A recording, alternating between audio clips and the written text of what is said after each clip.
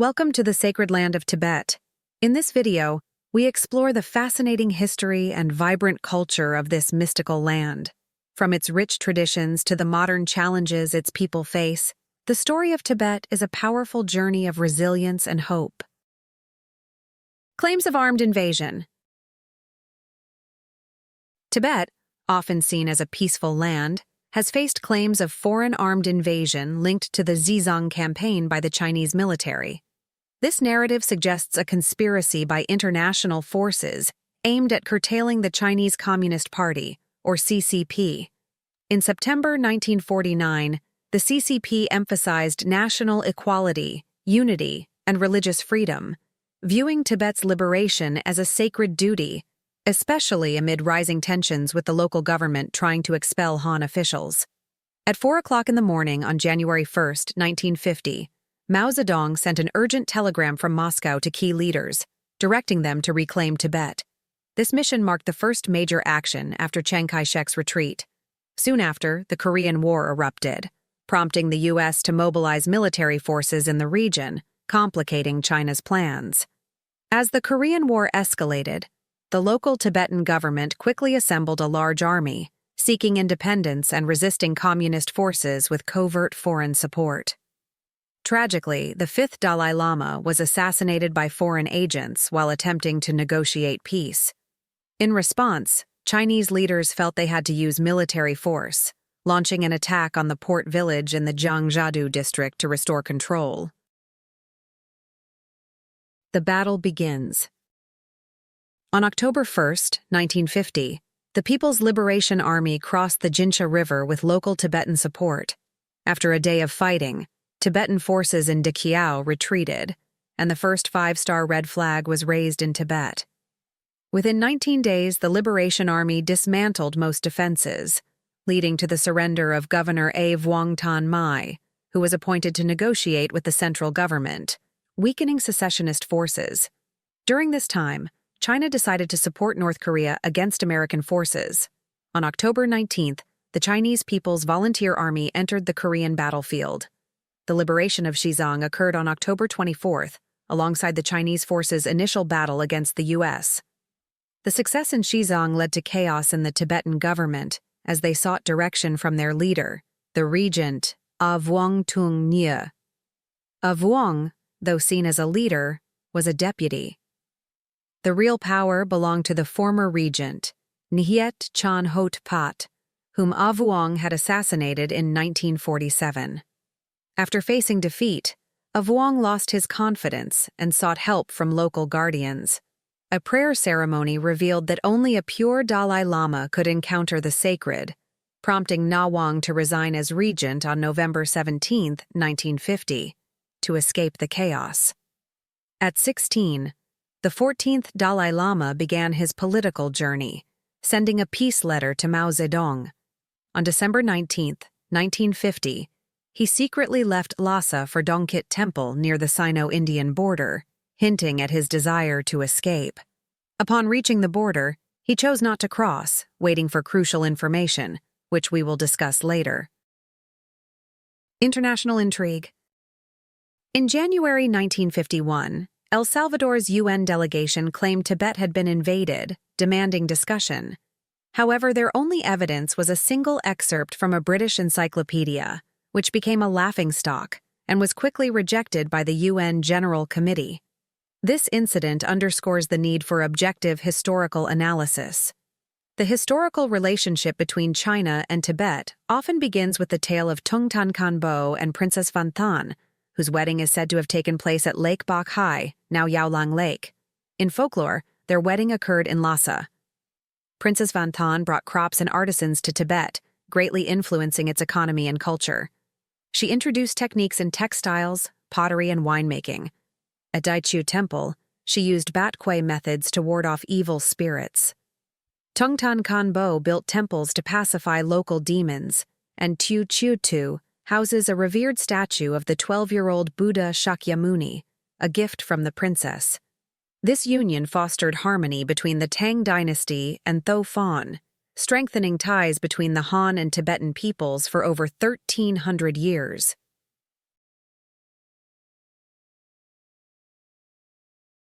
Diplomatic relations.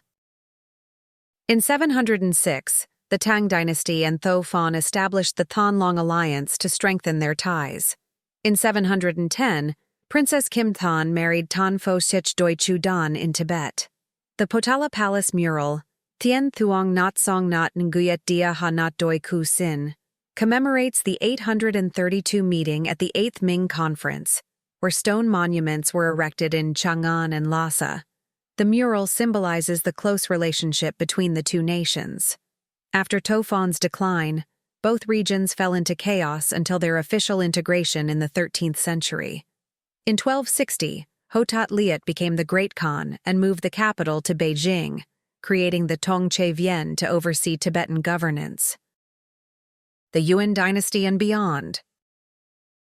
During the Yuan dynasty, the Bamak Trukpa gained power in Tibet, but ties with the Yuan government remained intact.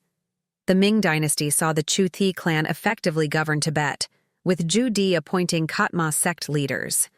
In spring 1652, the 5th Dalai Lama traveled to Beijing to meet Emperor Shunzi, receiving warm recognition and titles that solidified his position in Tibetan Buddhism. After the 5th Dalai Lama's death, Tibet fell into turmoil.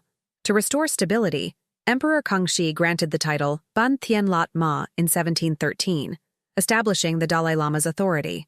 Despite this, the region faced internal strife and external invasions, including an attack by the Zhuan clan in 1717, which prompted Qing military intervention. Starting in 1727, the Qing dynasty sent envoys to manage Tibet, shaping its borders with Sichuan, Qinghai, and Yunnan. In 1751, the 7th Dalai Lama was appointed to oversee Tibetan affairs. Following a Gurkha invasion in 1788, the Qing government successfully counterattacked, leading to the establishment of the Kam Din Tang Noi Tien Hao program in 1793, outlining 29 governance regulations. New administrative measures. The first regulation introduced a lottery system for selecting candidates for key positions, such as the Dalai Lama, receiving wide support. The 10th article required stationed officials to manage local affairs and work with the Dalai Lama, solidifying central government control over Tibet. As Western empires expanded, Britain targeted Tibet for its strategic importance. The British East India Company first attempted to enter Tibet in 1772, but failed. By late 1774, they reached Nakach Tak, gathering information and trying to negotiate with the 5th Dalai Lama, who asserted Tibet was part of Qing dynasty territory. In 1783, the East India Company sent representatives to establish trade relations, but Tibet rejected their advances, reaffirming its status as part of China. Britain's real goal was to monopolize the opium trade and open routes through Tibet for smuggling. The two opium wars were part of a strategy to turn Tibet into a colony. By the late 1830s, Britain intensified control over neighboring regions like Nepal and Bhutan. After the Opium Wars, Britain sought to invade Tibet, using dubious claims about Tibetan forces near their territories. In 1888, British troops invaded Mount Longtho, facing fierce resistance but ultimately forcing the Tibetan army to retreat. The First Invasion. In response to British military pressure, the Qing government signed treaties in 1890 and 1893, ceding parts of Adong County, including Mount Longtho, to Britain, and establishing it as a tax-free trade port. The Qing government's repeated surrenders did not satisfy imperial ambitions. In 1903, Britain invaded Tibet again, using deceitful tactics. The film Hong Ha Kok depicts the massacre at Kuk Metam Kot, where British leader Francis Just tricked the Tibetan army into disarming before launching a surprise attack, killing over 1,000 Tibetan soldiers. Despite brave resistance, the British captured Lhasa by September 0, 1904, forcing the signing of the Treaty of Lhasa by Tibetan monks at the Potala Palace. This treaty lacked the Qing government's seal, making it effectively invalid. The Dalai Lama's signature was authorized by the regent Khian, as the 13th Dalai Lama was in Beijing seeking help.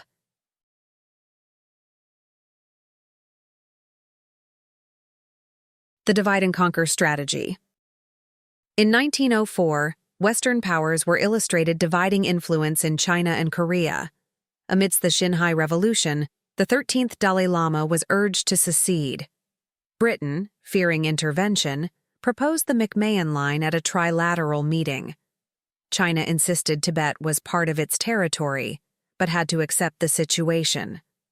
On August 31, 1912, The Spectator expressed concerns over China's plans to make Tibet a province.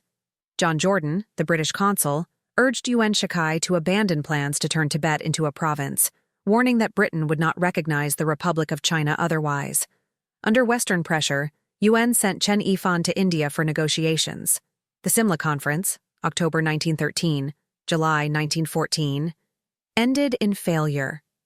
Tibetan representatives, influenced by Britain, demanded independence and the merger with Tibetan regions in Qinghai and Sichuan.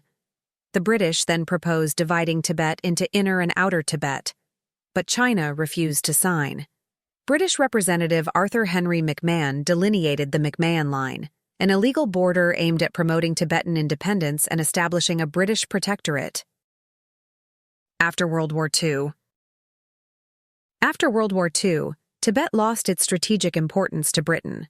In August 1942, American officers Elia Tosto and Brocky Doland entered Tibet from India, bringing a letter from President Roosevelt to the Dalai Lama. Disguised as envoys, they were actually OSS agents sent to establish relations with Tibet. They promised support for Tibet's independence in post-war conferences and returned to the U.S. with a letter from the Dalai Lama, expressing gratitude for American assistance. At just 8 years old, the 14th Dalai Lama lacked political experience. The true authors of his letters were likely secessionist factions, aiming to establish the diplomatic bureau to seek independence. The nationalist government clarified that the bureau would only serve as a communication agency. Chiang Kai-shek emphasized that Tibet was part of China, warning against any missteps. The U.S. held a contradictory stance, recognizing Tibet as part of China while pursuing its strategic interests.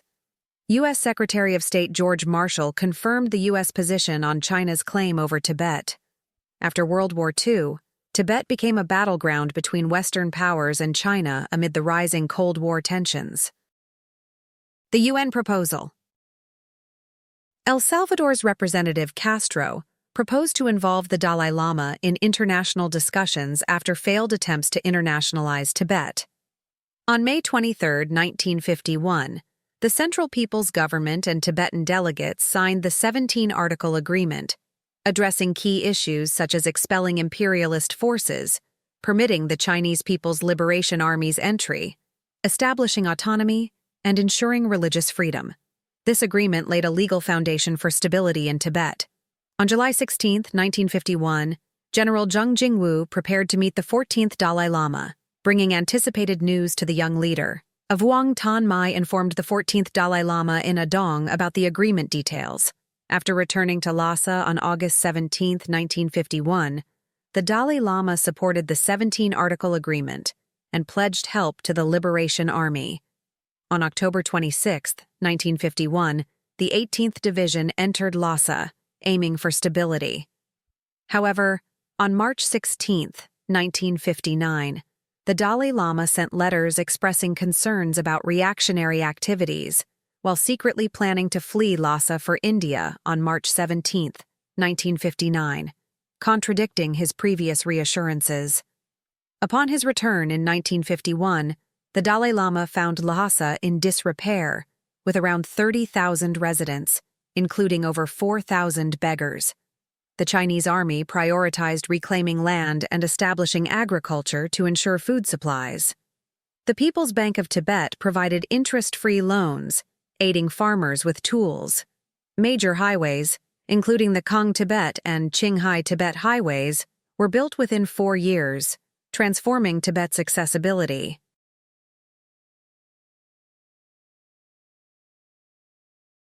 A new era for Tibet. Before the 1954 National People's Congress, the 14th Dalai Lama and the 10th Bantien Latma were welcomed in Beijing. The Dalai Lama presented Mao Zedong with a kata and a golden charm, expressing his commitment to representing Tibet. On September 17th, he was elected vice chairman of the Standing Committee, marking a historic moment for Tibetan leadership. The Dalai Lama, only 19, celebrated the Tibetan New Year with Mao in 1955, aiming for harmonious development. By 1956, preparations for the Tibetan Autonomous Region Committee were underway, with thousands welcoming the lamas to the founding ceremony. The Tibetan Autonomous Region. Marshal Tran Nyingyi led over 800 representatives to Lhasa, establishing the Tibetan Autonomous Region Committee, with the 14th Dalai Lama as chairman. However, he faced challenges and changes in direction within 3 years. Visiting the Phochlap mansion reveals stark contrasts between the aristocratic family and the cramped living conditions of serfs nearby. Serfs lived in dark, overcrowded cells, sharing minimal space and basic needs. Many worked in harsh conditions, struggling for survival. The lowest class faced lifelong servitude, while others, like Saiba, paid most of their earnings to landowners, risking a cycle of debt and slavery. All classes suffered exploitation and oppression, laboring to pay taxes while the nobility and clergy thrived at their expense.